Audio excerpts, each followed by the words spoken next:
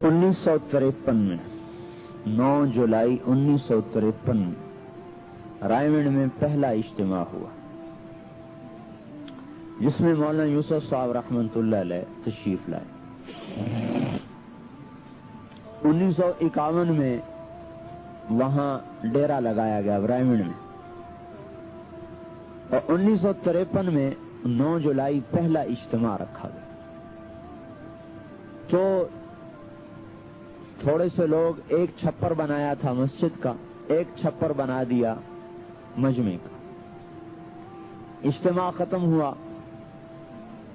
तो मौलाना यूसुफ साहब रहमतुल्लाह अलैह ने सारे पुरानों को जमा किया, फिर उनमें बयान फरमाया कि ये मरकज है और मरकज आबाद होता है कुर्बानियों से। वो दीन का मरकज जो पैसे से चले वो आगे चलकर गुमराही का जरिया बनता है, और वो दीन का मरकज जो जान माल की कुर्बानी से बने वो आगे चलकर हिदायत का जरिया बनता है। और इस मरकज को आबाद करना है, कौन है जो मेरे हाथ पर मौत की बैत करता है। न ये 4 महीने का काम है न चिल्ले का। वे 4 महीने चिल्ले का क्या मतलब है, कारोबार मेरा काम कोई और है, उसमें से थोड़ा सा खैरात आपको भी दे देता हूं।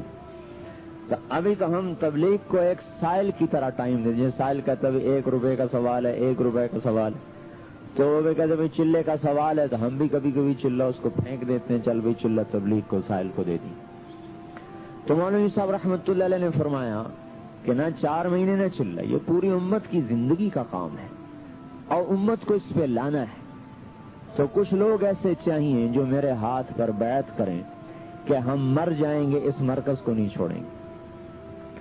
और भूख आएगी रोटी नहीं मिलेगी और हमारा कोई जिम्मा नहीं रोटी देने का, और प्यास आएगी और हमारा कोई जिम्मा नहीं पानी मुहैया करने, और बीमारी आएगी और हमारा कोई जिम्मा नहीं दवाई देने का, और यहां से हिलेंगे नहीं।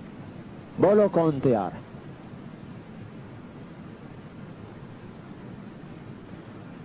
इतनी बड़ी तश्कील। तो 18 आदमियों ने नाम दिए। तो जब आदमी खड़ा होता था सबसे पहले अब्दुल वहाब साहब खड़े हुए। जब आदमी खड़ा होता था तो उसको सामने बुलाते कि देखो भूख आएगी बर्दाश्त करनी होगी, प्यास आएगी सहनी पड़ेगी, बीमारी आएगी दवाई कोई नहीं होगी, और यहां से भागना नहीं होगा, चाहे मौत आ जाए यहीं पड़ना होगा। तैयार हो? कहता जी तैयार हूं। उसे मजमे से बाहर निकाल लेते। मुश्ताक साहब एक हमारे बुजुर्ग हैं, वो फरमाने लगे, मैं भी उस बयान में था। तो मियां जी मेहराब मुझे तरगीब देने लगे कि तू भी नाम लिखा। तो मौलाना साहब रहमतुल्लाह अलैह ने डांट दिया कि कोई किसी को तरगीब न दे, जिसने खड़ा होना है खुद अपने इरादे से खड़ा हो। कल को यहां भूख आएगी और बीमारी आएगी, फिर ये तुम्हें कोसेगा कि मुझे फंसा दिया। जिसने खड़ा होना है अपनी हिम्मत और फैसले पर खड़ा। तो उन 18 आदमियों से बैत ली कि यहां से नहीं हिलना चाहे मौत आ जाए। तो उन सब ने यह फैसला किया कि यहां से नहीं हिलेंगे चाहे मौत आ जाए। और मुझे हाफिज सुलेमान साहब ने सुनाया कि 3-3 दिन की भूख आम चीज थी, और बाज़ औक़ात ऐसा होता था कि सख्त भूख लगी हुई और अल्लाह ने रोटी भेज दी और हम खुश हो गए, अल्लाह तेरा शुक्र है खाना आ गया। ऊपर से कोई मेहमान आ गए तो मियां जी अब्दुल्ला रहमतुल्लाह अलैह मौलाना लियाज़ साहब के खादिम थे, हमारे सामने से रोटी उठा लेते और उस मेहमानों को खिला देते और हम फिर भूखे के भूखे रह जाते।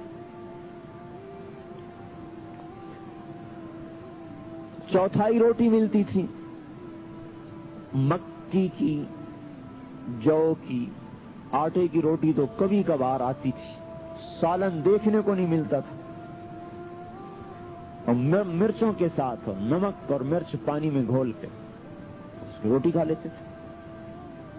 اور دور دور تک کوئی نہ آنے والا، نہ کوئی جانے والا، نہ کوئی پوچھنے والا. اور لکڑیاں کاٹ کے لاتے تھے تو ان میں سانپ پھنسے ہوتے تھے. جو سر کے اوپر سانپ رکھے ہوئے لکڑیاں لا کے اس میں ڈالتے تھے تو نیچے پھینکتے تو سانپ نکلتے. کہ ایک دن 18 دن گزر گئے، سالن کھانے کو نہ ملا. اور میرا بڑا دل ہو کہ یا اللہ کہیں سے کوئی سالن مل جاتا. 18 دن گزر گئے، سالن نہیں ملا.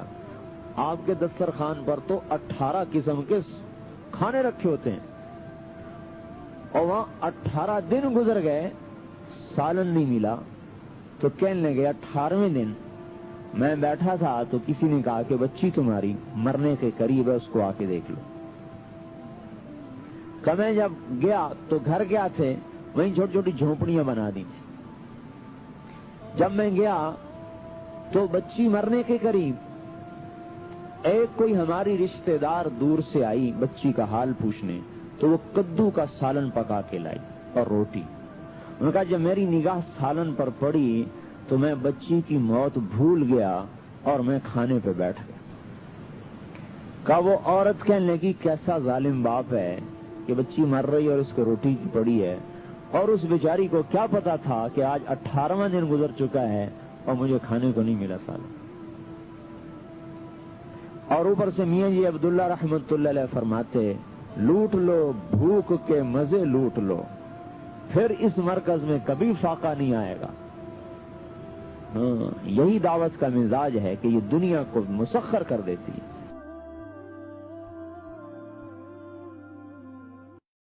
Excuse me,